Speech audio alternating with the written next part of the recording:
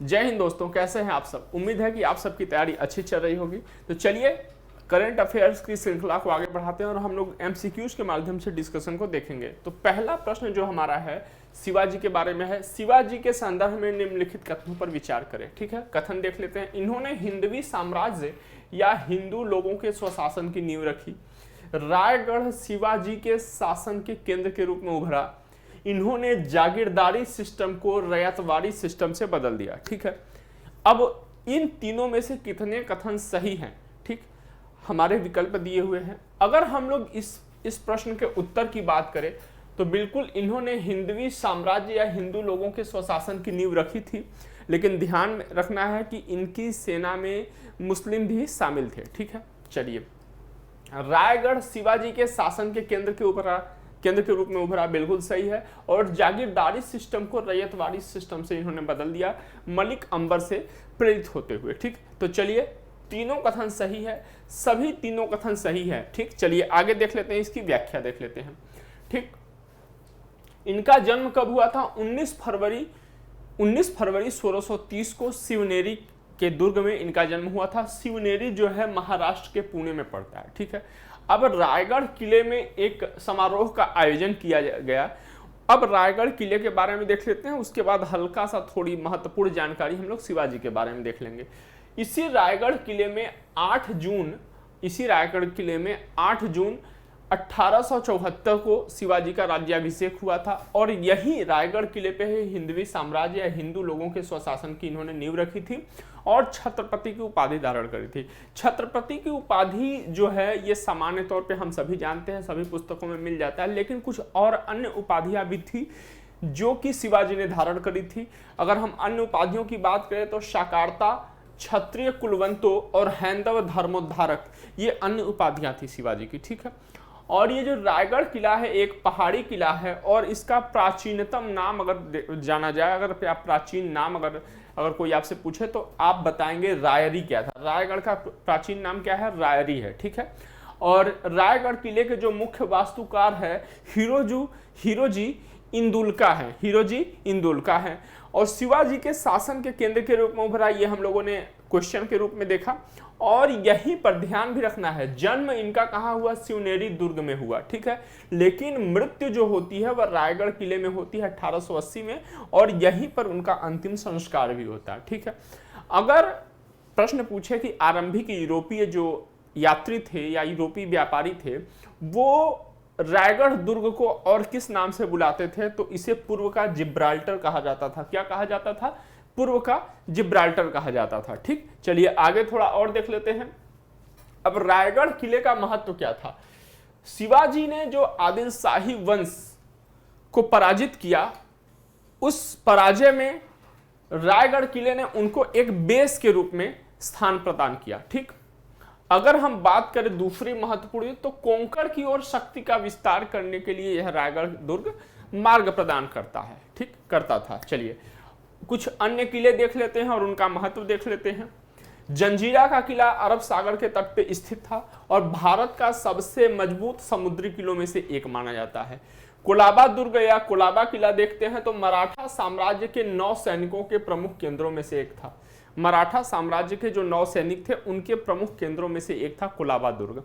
प्रतापगढ़ किला इसलिए महत्वपूर्ण है क्योंकि यहीं पर शिवाजी और अफजल खान के मध्य मुठभेड़ हुआ था। शिवनेरी दुर्ग हमने बताया ही कि शिवाजी का जन्म स्थान है, लेकिन ध्यान रखना है शिवनेरी दुर्ग शिवाजी का तो जन्म स्थान है, लेकिन कभी भी शिवाजी ने इस दुर्ग पर शासन नहीं किया, यह उनके आधिपत्य में नहीं था। ठीक, चलिए पुरंदर का किला जो है, पुरंदर का किला इसलिए महत्वपूर्ण है कि यहाँ पे शिवाजी के पुत्र संभाजी का जन्म हुआ था और आदिल शाही वंश और मुगलों पर विजय में इस पुरंदर के किले का महत्वपूर्ण योगदान है।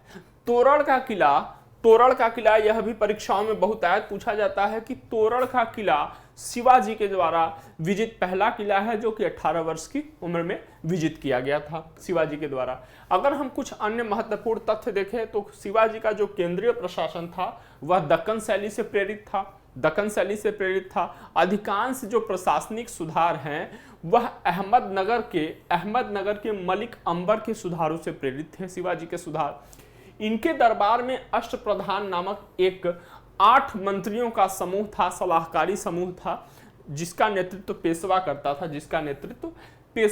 था। ठीक है, अगर हम राजस्व प्रशासन की बात करें तो इन्होंने मराठा क्षेत्र में जागीरदारी सिस्टम को समाप्त करके रयतवारी सिस्टम इंट्रोड्यूस किया, और मलिक अंबर की यह काठी प्रणाली से प्रेरित था। मलिक अंबर की जो राजस्व सिस्टम है, राजस्व प्रणाली है शिवाजी की, वह मलिक अंबर के काठी प्रणाली से प्रेरित था। चौथ और सरदेशमुखी कई बार परीक्षाओं में पूछा जाता है। तो जो चौथ था वह कुल राजस्व का 1/4 भाग था। ठीक है, चौथा भाग था 1/4 भाग था, जो कि कहां से प्राप्त किया जाता था? गैर मराठा क्षेत्रों से मराठा आक्रमण से बचने के बदले लिया जाता था। ठीक है, अगर सरदेशमुखी की बात करें तो यह कुल आय का 1/10 हिस्सा होता था, जो कि अतिरिक्त कर के रूप में वसूल किया जाता था। ठीक है, चलिए आगे देखते हैं। सैन्य प्रशासन की बात करते हैं तो सामान्य सैनिकों को नकद में भुगतान किया जाता था, लेकिन प्रमुख या तमाम प्रमुखों या सैन्य कमांडर हो गए, उनको जागीर अनुदान के रूप में दिए जाते थे। ठीक है, किसके माध्यम से? सरंजाम और मुकासा के माध्यम से। ठीक है, इनके सेना में थल सेना भी थे, घुड़सवार भी थे, नौसेना इत्यादि भी शामिल थे। तो ध्यान रखना है, नौसेना इनका बहुत मजबूत था, जबकि मुगलों का नौसेना बहुत कमजोर माना जाता है। ठीक है, इनका नौसेना इतना मजबूत है कि अभी हाल ही में हम सब ने देखा कि भारतीय नौसेना ने अपने औपनिवेशिक जो ब्रिटिश साम्राज्य था उसके प्रतीक को उतारकर वहां पे ध्वज पे दूसरा प्रतीक लगाया। तो ये जो वर्तमान भारतीय नौसेना का ध्वज है वह शिवाजी महाराज के नौसेना के ध्वज से प्रेरित है। ठीक है, यह हम ध्यान रखेंगे। चलिए आगे चलते हैं अगले प्रश्न पे। निम्नलिखित कथनों पे हमें विचार करना है। साइंस एंड टेक का प्रश्न है, फ्लाई ऐश कोयले के दहन से प्राप्त क्या है? उप उत्पाद है, पहला स्टेटमेंट हो गया। दूसरा है स्टील स्लैग मृदा की अम्लीयता कम करने में प्रयोग किया जाता है। ठीक है, अगर हम तीसरे स्टेटमेंट की बात करें तो कोल्ड एस्फाल्ट मिक्स बिना गर्म की हुई खनिज सामग्रियों को संदर्भित करता है। ठीक है, ये तीनों कथन हैं। उपर्युक्त में से कितने कथन सही हैं? तो ये तीनों कथन सही हैं, ऑप्शन सी सही है, तीनों कथन सही है। अब हम इसके बारे में थोड़ा और जान लेते हैं। अभी हाल ही में NHAI ने अपनी सस्टेनेबिलिटी रिपोर्ट जारी करी है वित्त वर्ष फाइनेंशियल ईयर 2021-22 के लिए। और अगर उस रिपोर्ट में हम कुछ प्रमुख तथ्य देखें तो NHAI बताता है कि ग्रीन हाउस उत्सर्जन की जो तीव्रता है उसमें NHAI के जो हिस्से में है उसमें कमी आई है। कितना? वित्त वर्ष 2020-21 में 9.7% की कमी दर्ज करी गई, जबकि वित्त वर्ष 21-22 में 2% की क्रमिक कमी दर्ज करी गई। ठीक, अब कुछ अन्य महत्वपूर्ण चीज भी इसमें शामिल है परीक्षा के दृष्टिकोण से। NHAI राजमार्गों के निर्माण के लिए पुनर्चक्रित सामग्रियों का उपयोग कर रहा है। किसका? पुनर्चक्रित सामग्रियों का उपयोग कर रहा है। इनमें पुनर्चक्रित डामर और पुनर्चक्रित एग्रीगेट्स शामिल है। अब हम पुनर्चक्रित जो डामर है उसमें क्या क्या से कौन कौन से पदार्थ शामिल होते हैं या मटेरियल शामिल होते हैं, और पुनर्चक्रित एग्रीगेट्स में क्या शामिल होते हैं, हम इसके बारे में देख लेते हैं। अगर हम डामर की बात करें, पुनर्चक्रित डामर में, तो इसमें डामर होता है और अन्य सहायक सामग्रियां शामिल होती हैं जिनका कि डामर के रूप में उपयोग किया जा सकता है, डामर के साथ उपयोग किया जाता है। पुनर्चक्रित एग्रीगेट्स में निर्माण कार्यों के मलबे से प्राप्त सीमेंट युक्त कंक्रीट, जैसे कोई घर है, ठीक है, घर है तो वहां पे जो निर्माण कार्य का जो मलबा है वहां पे जो सीमेंट युक्त कंक्रीट है ये पुनर्चक्रित एग्रीगेट्स में शामिल होगा। या सड़क निर्माण में जो डामर शामिल हो रहा है उसमें भी क्या कंक्रीट मिल जाता है।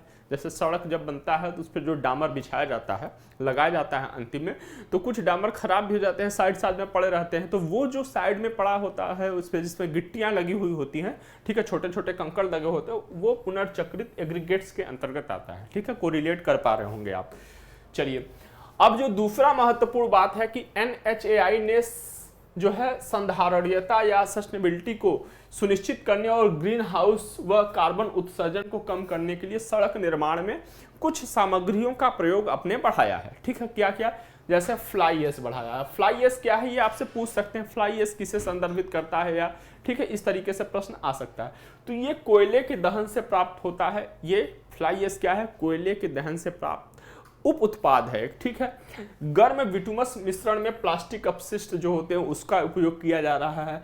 स्टील स्लैग, स्टील स्लैग क्या होता है, ये इस्पात के निर्माण से प्राप्त उप उत्पाद है। ठीक है, अब स्टील स्लैग मृदा की अम्लीयता को कम करने और पोर्टलैंड स्लैम सीमेंट का निर्माण करने में भी स्टील स्लैग का प्रयोग किया जाता है। ठीक है, चलिए अब लैंडफिल साइट से अक्रिय सामग्रियां, ठीक है, जो न तो रासायनिक रूप से और न ही जैविक रूप से प्रतिक्रियाशील होती हैं, उनका भी प्रयोग NHAI कर रहा है अपने निर्माण कार्य में, सड़क निर्माण कार्य में। ठीक है, कॉपर और जूट जैसी जियोसिंथेटिक सामग्रियों का भी प्रयोग किया जा रहा है। ठीक, कोल्ड एस्फाल्ट मिक्स, ये क्या होता है, बिना गर्म की हुई खनिज सामग्रियों का भी प्रयोग किया जा रहा है। कॉपर स्लैग, जैसे स्टील स्लैग है उसी प्रकार से कॉपर स्लैग है, तो कॉपर मेल्टिंग, कॉपर स्मेल्टिंग का एक उप उत्पाद है। ठीक है, चलिए आगे चलते हैं। अगला जो हमारा प्रश्न है, चलिए अगला जो हमारा प्रश्न है पेट कोक, ये भी साइंस एंड टेक से रिलेटेड है। तो पेट कोक के संदर्भ में हमें कुछ कथनों पर विचार करना है। वो कथन क्या है, हाल ही में लिथियम आयन बैटरी के उत्पादन में जरूरी ग्रेफाइड एनोड सामग्री के निर्माण के लिए निडल पेट कोक NPC, ठीक है, के आयात को मंजूरी प्रदान किया गया है। वर्ष 2018 में सरकार ने ईंधन के रूप में प्रयोग करने के लिए पेट कोक के आयात पर प्रतिबंध लगा दिया था। पेट कोक हाइड्रोफोबिक प्रवृत्ति का होता है। ये 3 कथन दिया हुआ है और इनमें से हमें सही कथन का मतलब किनमें से कितने कथन सही है इसका पहचान करना है। ठीक है, तो अगर बात किया जाए पहला, तो ये बिल्कुल सही है, अभी हाल ही में दिया गया 2018 में। यहाँ पे ध्यान देना, ईंधन के रूप में प्रयोग करने के लिए पेट कोक के आयात पर प्रतिबंध लगा दिया गया था, लेकिन अन्य उद्देश्यों से इसका पेट कोक का आयात जारी रहा। ठीक है, पेट कोक हाइड्रोफोबिक होता है। हाइड्रोफोबिक, ठीक, मतलब यह जो है कि बरसात के मौसम में, वर्षा ऋतु में अपने अंदर जल धारण नहीं करता है। ठीक है, जबकि कोयला जल धारण कर लेता है, वह हाइड्रोफिलिक होता है। इस हिसाब से तीनों कथन सही है, ऑप्शन सी हमारा सही है। अब हम आगे इसके बारे में थोड़ा देख लेते हैं। ठीक है, तो यह लिथियम आयन बैटरी के उत्पादन के लिए कच्चे माल के प्रयोग के रूप में किया जाएगा। कच्चे माल के प्रयोग के रूप में इसका उपयोग किया जाएगा। अभी भी ध्यान रखना है कि ईंधन के रूप में उपयोग के लिए अभी भी इसका आयात प्रतिबंधित है। अभी भी इसका आयात प्रतिबंधित है। ये जो आयात हो रहा है यह लिथियम आयन बैटरी में कच्चे माल के रूप में प्रयोग करने के लिए आयात हो रहा है। ठीक है, क्या बनाया जाएगा, जो ग्रेफाइट एनोड सामग्रियां हैं जो कि लिथियम आयन बैटरी में प्रयोग की जाती है, उनके लिए इसके आयात को मंजूरी दिया गया है। अन्य किसी उद्देश्य से उपयोग इसका नहीं किया जाएगा। जिन उद्देश्यों में उपयोग के लिए पहले से छूट प्रदान करी गई है उनमें उपयोग होता रहेगा। ठीक है, इसमें सल्फर की मात्रा कितनी होती है, तो 0.8% इसमें सल्फर होता है। अच्छा, ध्यान रखना है, अभी यहाँ से कई बार परीक्षाओं में पूछा जाता है सबसे बड़ा उत्पादक देश, सबसे बड़ा उपभोक्ता देश। तो भारत विश्व में पेट कोक का सबसे बड़ा उपभोक्ता देश है और भारत अपने वार्षिक पेट कोक उपभोग का सबसे अधिक जो आयात करता है, आधे से अधिक का आयात करता है। और ये आयात मुख्य रूप से कहां से किया जाता है, संयुक्त राज्य अमेरिका से किया जाता है। ठीक है, अगर हम वर्ष 2018 की जैसे कि हमने बात किया, ठीक है, उस समय किन किन चीजों को छूट प्रदान था, सीमेंट को छूट प्रदान था, सीमेंट उद्योग को, चूने के भट्टी उद्योग को छूट प्रदान था, कैल्शियम कार्बाइड और गैसीकरण उद्योगों के लिए इसके आयात में छूट है। लेकिन ईंधन के रूप में अगर आपको इसको प्रयोग करना है तो उसका आयात प्रतिबंधित है। ठीक, चलिए आगे देख लेते हैं। पेट कोक या पेट्रोलियम कोक की अगर हम बात कर रहे हैं तो ये है क्या, तो ये कार्बन युक्त ठोस सामग्री है। बिल्कुल आप देखे होंगे, बिल्कुल कोयले की तरह दिखता है। ठीक है, बिल्कुल कोयले की तरह दिखता है। ठीक है, लेकिन यह कोयला नहीं है, कार्बन युक्त ठोस सामग्री है और अंतिम क्रैकिंग प्रक्रिया से इसे प्राप्त किया जाता है। अंतिम क्रैकिंग प्रक्रिया क्या है, या क्रैकिंग प्रक्रिया क्या है, तो यह उष्मा आधारित केमिकल इंजीनियरिंग की एक प्रक्रिया है। तो क्रैकिंग प्रक्रिया किससे संबंधित है, उष्मा आधारित केमिकल इंजीनियरिंग की प्रक्रिया से संबंधित है। ठीक है, यह भी देखना है, टर्म भी देखते चलना है। अब पेट कोक की श्रेणियां क्या है, दो प्रकार के पेट कोक होते हैं, एक होता है ग्रीन कोक, दूसरा होता है कैल्साइंड कोक। ठीक, तो जो ग्रीन कोक होता है यह उच्च नमी और वाष्पशील युक्त पदार्थ होता है, उच्च नमी और वाष्पशील पदार्थ युक्त होता है, जबकि कैल्साइंड कोक जो होता है वह ग्रीन कोक की तुलना में उच्च कार्बन सामग्री धारण करता है। ठीक है, तो कार्बन सामग्री किसमें अधिक होगा, यह कैल्साइंड कोक में अधिक होगा। ठीक है, अब पेट कोक के क्या प्रकार है, पेट कोक 4 प्रकार के मुख्यतः होते हैं। एनपीसी जिसकी की बात हम लोगों ने ऊपर किया, Honey comb Coke, sponge Coke और शॉर्ट कोक। ठीक, चलिए पेट कोक के उपयोग क्या है, अभी हम लोगों ने देखा भी कि सीमेंट में है, गैसीकरण में है, बॉयलर आदि में कच्चे माल के रूप में और ईंधन के रूप में भी उपयोग किया जाता है। लेकिन भारत में ईंधन के रूप में उपयोग करने में मतलब मनाही है, प्रतिबंधित है, तो भारत में कच्चे माल के रूप में उपयोग किया जाता है और कार्बन स्रोत की तरह भी इसका प्रयोग किया जाता है। अब कोयले से चूंकि तुलना करना है, कोयले की तुलना में पेट कोक के क्या लाभ है, सबसे बड़ी बात कि चूंकि कार्बन अधिक होता है तो उच्चतर कैलोरी मान होता है, लगभग कितना, तो कोयले की अपेक्षा लगभग 2 गुना होता है। ठीक है, पेट कोक हाइड्रोफोबिक होता है, मतलब वर्षा के मौसम में नमी नहीं धारण करता है, जबकि हमने पहले आपको बताया भी कि कोयला क्या होता है, हाइड्रोफिलिक होता है। अगर बात करें पेट कोक जो है वह कोयला की अपेक्षा कम वाष्पशील होता है, पेट कोक कोयला की अपेक्षा कम वाष्पशील होता है और इसके दहन के बाद राख की मात्रा भी कम उत्पन्न होती है। ठीक, लेकिन अब चूंकि कुछ लाभ है तो निश्चित तौर पे कुछ हानियां भी होंगी।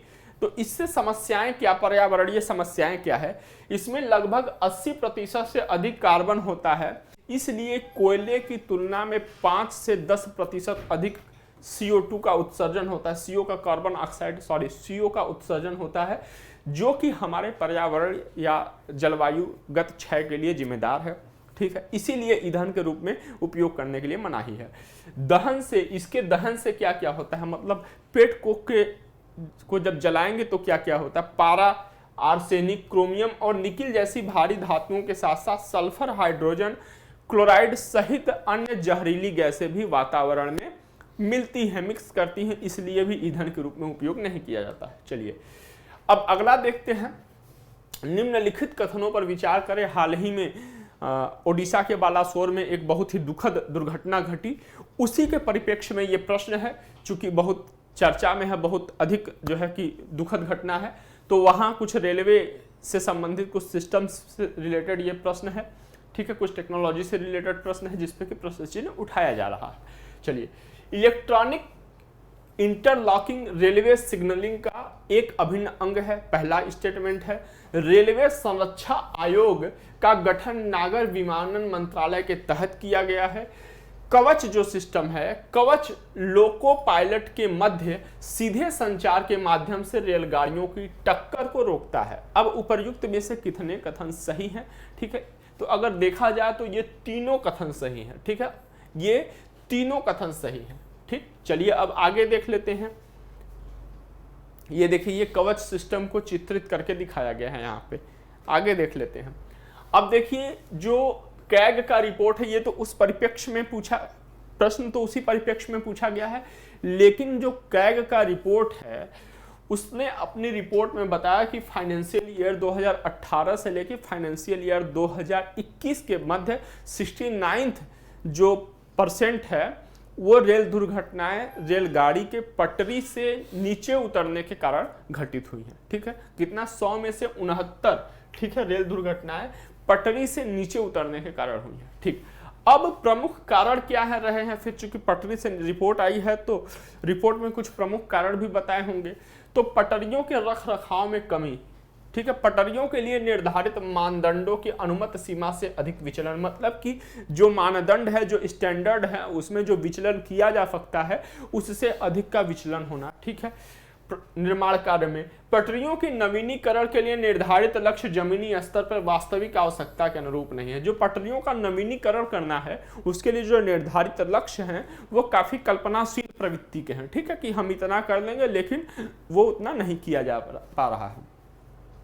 अब ऐसा मतलब जो कह सकते हैं कि जो विशेषज्ञ हैं वो ऐसा बता रहे हैं कि जो ओडिशा ट्रेन दुर्घटना हुई है वह इलेक्ट्रॉनिक इंटरलॉकिंग प्रणाली में बदलाव के कारण हुआ है, ठीक है।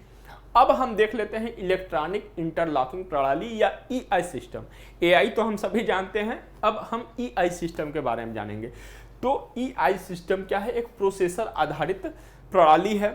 यह रेलवे सिग्नलिंग का एक अभिन्न अंग है और इसके माध्यम से, ईआई के माध्यम से यह जो है रेल परिवहन में यह सुनिश्चित किया जाता है, नियंत्रित किया जाता है या सुनिश्चित किया जाता है कि रेलगाड़ियों की सुरक्षित आवाजाही सुनिश्चित किया जा सके एक नियंत्रित तरीके से, ठीक है। इसी के माध्यम से होता है, ईआई सिस्टम के माध्यम से।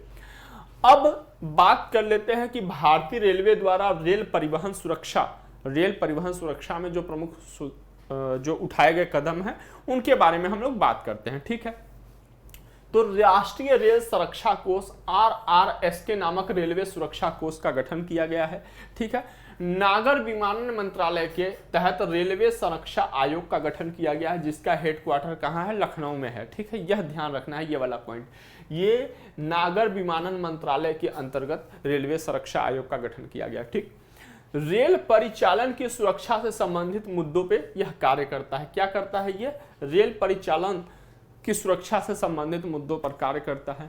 रेलगाड़ियों में लिंक हॉफमैन बुश प्रकार के कोच या डिब्बे बनाए जा रहे हैं क्योंकि इंटीग्रल कोच फैक्ट्री के कोचों के पटरी से उतरने का खतरा अधिक होता है। तो लिंक हॉफमैन बुश क्या है? ये अगर टर्म परीक्षा में आ जाए तो ये रेलगाड़ी में एक प्रकार का डिब्बा है, ठीक है, जो कि सुरक्षा प्रदान करता है, जो कि संभावना बहुत कम कर देता है उन कोचों को या रेलगाड़ी को पटरी से नीचे उतरने में, ठीक। चलती रेलगाड़ियों की सुरक्षा बढ़ाने के लिए कवच नामक स्वचालित ट्रेन सुरक्षा प्रणाली अपनाई गई है, ठीक है। कवच क्या है? रेलगाड़ियों की, चलती हुई रेलगाड़ी, ठीक है, परिवहनगत रेलगाड़ी की सुरक्षा बढ़ाने के लिए स्वचालित ट्रेन सुरक्षा प्रणाली है ये। अब देखिए, कवच का एक अगला संस्करण है जिसको हम कह सकते हैं कवच 2.0, ठीक है, कवच 2.0। अब इसका प्रयोग कहाँ किया जा रहा है? इसका प्रयोग जो तमाम मेट्रो ट्रेन है उसमें इसका प्रयोग किया जा रहा है, तो उसको कवच 2.0 या कवच सेकेंड एडिशन के नाम से जाना जा रहा है। तो इस आधार पे भी अगर हम इसको भी अगर हम अपने रेलवे में इंट्रोड्यूस करते हैं तो इससे भी क्या होगा? सुरक्षा मिलेगा, ठीक है। ये क्या है? संचार आधारित ट्रेन नियंत्रण प्रणाली है, CBTB, संचार आधारित ट्रेन नियंत्रण प्रणाली है, ठीक है। चलिए थोड़ा और देख लेते हैं। अगर कवच के बारे में बात करें, क्योंकि कवच तमाम, अच्छा, जहां पे ये यूज की, जहां पे ये दुर्घटना घटित हुई वो सिस्टम जो है कवच से नहीं जुड़ा हुआ था, ठीक है। तो उसके कारण भी ये दुर्घटना मानी जा रही है कि इसमें इसका भी जिम्मेदार है, ये भी जिम्मेदार है, ठीक है। तो रेल मंत्रालय के अनुसंधान अभिकल्प और मानक संगठन ने RDSO ने इसे कवच को विकसित किया है। इसकी प्रमुख विशेषताएं क्या है? तो प्रमुख विशेषताएं यह है कि लोको पायलट को, जो रेलवे का ड्राइवर होता है, लोको पायलट को खतरे और ओवर स्पीड की स्थिति में सिग्नल की अनदेखी करने से बचाने में मदद करता है, ठीक है। पहला ये हो गया। यदि लोको पायलट ब्रेक लगाने में विफल रहता है तब कवच स्वचालित ब्रेक के माध्यम से रेलगाड़ी की गति को नियंत्रित करता है, ठीक। खराब मौसम में जैसे घने कोहरे इत्यादि की स्थिति में भी रेलगाड़ियों के परिचालन जारी रखता है। यह लोको पायलट के मध्य सीधे संचार के माध्यम से रेलगाड़ियों की जो टक्कर है, आपसी टक्कर है, उसको भी रोकने में मदद करता है। यदि किसी भी दुर्घटना की स्थिति में SOS मतलब आपातकालीन संदेश, ठीक है, आपातकालीन संदेश की सुविधा प्रदान करता है ये कवच सिस्टम। तो ये कवच सिस्टम के बारे में हो गया। उम्मीद है कि यह सेशन आप लोगों के लिए निश्चित तौर पे लाभकारी सिद्ध होगा और आप सबको पढ़ने में आनंद भी आया होगा। जय हिंद, जय भारत।